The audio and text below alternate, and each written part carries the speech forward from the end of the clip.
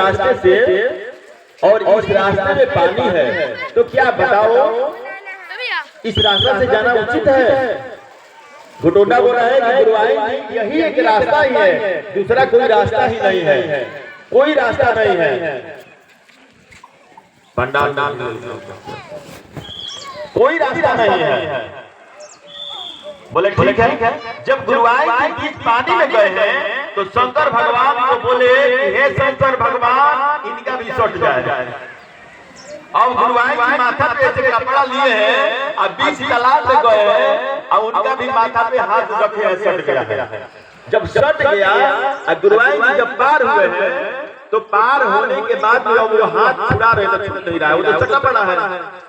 घुटुरना आया, बोले कि चले गुरुआइन जी, बोले कि घुटुरना ये काट हो गया है। बोले क्या हो गया है गुरुआइन जी? बोले कि मेरे माथा पे जो हाथ रखे हुए हैं कपड़ा वाला वो ऊपर से सटा पड़ा है, छूट नहीं रहा है। बोले क्यों माता जी क्या बात है? बोले ये तो बात मुझे भी पता नहीं है। अब सुनो, अब मैं घर जाऊंगा, मैं अब विवाह में नहीं जाऊंगा।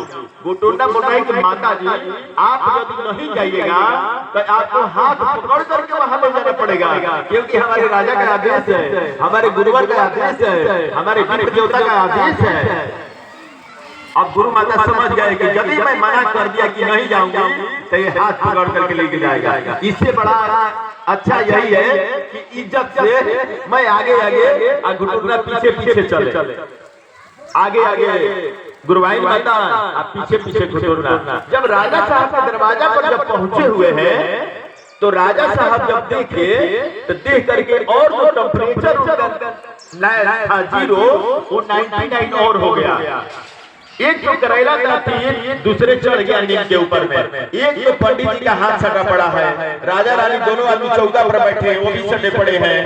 गुरु जी का हाल वही हुआ है और जो गुरुआइन जी आए हैं उनका भी हाल वही है। यानी 10 दुल्हा 10 बने बराता, बराता बराता।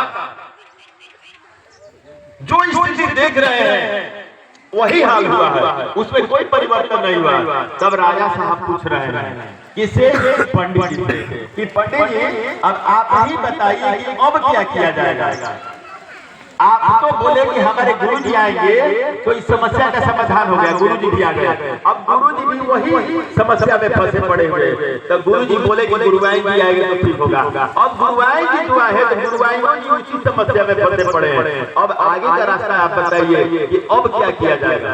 तो पंडित जी बोले कि एक ही बात अब मुझे दिमाग आ रहा है। बोले बताइए क्या दिमाग आ रहा है? बोले दिमाग यही आ रहा है कि सब कोई सटा पड़ा है और घुटुरना क्यों नहीं सटा हुआ है। अब घुटुरना को बुलाया गया, बोले ठीक है अरे घुटुरना, बोले जी मालिक आओ इधर आओ। जी मालिक आदेश। बोले कि एक बात बताओ, इस पंडाल के अंदर में, इस विवाह के अंदर में, इस घर के अंदर में सभी लोग चारों तरफ से सटा पड़ा हुआ है, लेकिन तुम क्यों नहीं सटा हुआ है? तो घुटुरना बोला कि मैं इसलिए नहीं सटा हूं कि मैं बाबा भोलेनाथ का भक्त हूं। बोले क्या आप बाबा भोलेनाथ का भक्त है? बोले हाँ। तो बाबा भोलेनाथ के भक्त हैं तो इसीलिए नहीं, हम लोग तो बाबा भोलेनाथ के भक्त हैं। बोले कि हाँ बाबा भोलेनाथ का हम भक्त हैं, लेकिन हमारे साथ में एक समस्या है। बोले क्या समस्या है? बोले पता नहीं आपको? बोले नहीं। बोले जिस लड़की का आप विवाह कर रहे हैं वो मेरी पत्नी है। अब राजा साहब जब इतना बात सुने तो उनका टेम्परेचर जो है और हाई लेवल पे चला गया। बोले कि ये कैसे हो सकता है? बोले कि यही बात सही है, मैं राजा हूं और मेरे पिताजी जो है अभी शारीरिक आर्थिक मानसिक की वजह से अभी कष्ट में हो गए हैं और हम लोग का स्थिति जो है बहुत दयनीय हो गया है, इसलिए हम लोग अभी इनको लेकर के नहीं जा सकते थे। और आपने क्या किया कि हम लोग के मजबूरी का फायदा उठा करके और इनका विवाह जो है और कर दिया। इसलिए आपको हम लोग दंड देने के लिए आए हैं कि आपको दंड का ये पता चल जाए। राजा साहब दोनों हाथ जोड़कर के प्रार्थना कर रहे हैं कि अब देखिए, अब जो गलती हुआ सो हुआ है, मेरे द्वारा जो अपराध हुआ है वो हुआ है, और इसके बाद मैं अब दोबारा ऐसा गलती नहीं करूंगा। बोले सोच लीजिए, बोले हाँ सोच लिया हूँ, अब लड़की का विवाह नहीं होगा। अब आप लोग आइएगा और आप लोग के समय का इंतजार करेंगे, आप लोग आइएगा और अपना परिवार लेकर के जाइएगा। तब गुटरुपा बोला कि हे शंकर भगवान, सबका शर्त छूट जाए। अब सब लोग छूट गया। अब जो बारात आया हुआ था, जो लड़का निकाह करने के लिए आया हुआ था, जो बारात में लोग आए हुए थे, अब ये नहीं सोच रहे हैं कि हमको कोई पानी पिलाएगा कि नहीं पिलाएगा, हमको कोई खाना खिलाएगा कि नहीं खिलाएगा। जो पूरब का रास्ता पकड़ा हुआ है, अब वो चलते जा रहा है। कोई बोल भी नहीं रहा कि गांव में एक बार उलट के देख भी ले, एक बार उलट के नहीं देख रहा है कि भोजन मिलेगा कि नहीं, पानी मिलेगा कि नहीं, कुछ नहीं। और वो सीधा अपना पैदल रास्ता पकड़ा हुआ है, कहां से जनमानसी से बाहर निकलते हुए चला जा रहा है। और जितने हलवाई लोग थे सभी लोग अपने अपने घर चले गए, जो भी रिश्तेदार आए थे सभी लोग अपने अपने घर चले गए, और गुरुदुर्गा जी का नाम रखे हुए थे ये भी अपने घर चला गया। और माता जी की ऐसी कृपा हुआ कि जा करके और माँ के चरणों में प्रार्थना किया, या देवी सर्वभूतेषु शक्तिरूपेण संस्थिता नमस्तस्यै नमस्तस्यै नमस्तस्यै नमो नमः सर्व मंगल मंगले शिवे सर्वासाधिके शरण्ये गौरी नारायणी नमस्ते। हे माता जी, मुझे शक्ति दीजिए और हमारा चारों तरफ से कल्याण करिए। माँ की सेवा में लग गया, और माँ की सेवा में जब लग गया तो उसका दिन दुगना रात चौगुना हो गया। और जो लड़की से विवाह हुआ था, उस लड़की को लेकर के अपने घर में आ गया और जहां जहां से पड़ी हो गया। क्या हुआ था ये? क्योंकि माता के दरबार को अपमान किया था, राजा हो करके भी, और जो पूरे सृष्टि के मालिक हैं उनको इन्होंने अपमान किया था।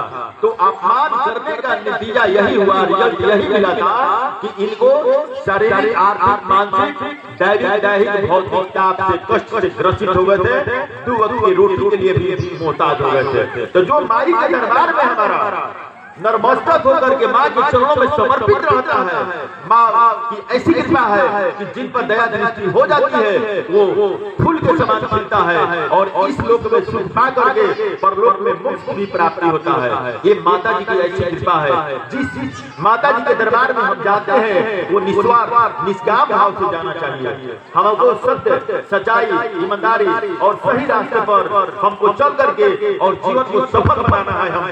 हम लोग यहाँ देने के लिए नहीं आए हैं, कुछ देने के लिए नहीं आए हैं। मानव जीवन जोनी है, उस जोनी को हम लोग निर्वाह कर रहे हैं, क्योंकि हमें मांगना रहता है। तो जो हम 84 लाख जोनी में जो है मानव जीवन से पहले है, उसी समय हम लोग मांगते थे कि हमें मानव जीवन प्राप्त हो। प्रभु मैं आपका चरण वंदना करूं, प्रभु आपका भक्ति करूं, आपके चरणों में समर्पित रहूंगा, आपका कथा करूंगा, आपका ज्ञान करूंगा, आपका पूजा करूंगा, आपका अर्चना करूंगा। बराबर 24 घंटा चरणों में ध्यान रहता है। और जब हम मानव जीवन प्राप्त कर लिए हैं, तो मानव जीवन प्राप्त किए हैं, तो हम इनको दरबार को छोड़ दिए हैं।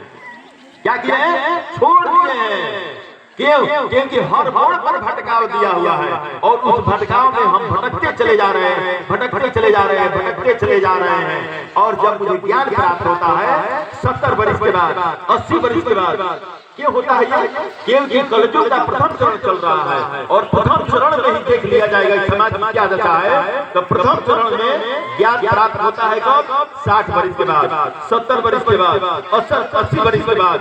जब आपको ज्ञान प्राप्त होगा तो उस समय आपको अफसोस करने के अलावा कुछ भी नहीं मिलेगा। क्यों नहीं मिलेगा? कि आपके उस समय में कोई आपका कोई काम नहीं कर रहा है, शरीर काम नहीं कर रहा है, शरीर अलस्त हो गया है, एक आंख काम कर रहा है और एक दिमाग काम कर रहा है, तीसरा कुछ भी काम नहीं कर रहा है। उस समय में क्या करते हैं? उस समय हम भगवान से प्रार्थना करते हैं कि हे प्रभु मुझे क्षमा कर दीजिए, मेरे द्वारा किया गया हुआ जो अपराध है आप मुझे क्षमा कर दीजिए, और इस शरीर से मुझे मुक्ति दीजिए। तब देवता क्या बोलते हैं? हमारे माता जी क्या बोलते हैं? जमराज क्या बोलते हैं? और जितने भी हमारे वायुमंडल के देवता है वो बोलते हैं कि तूने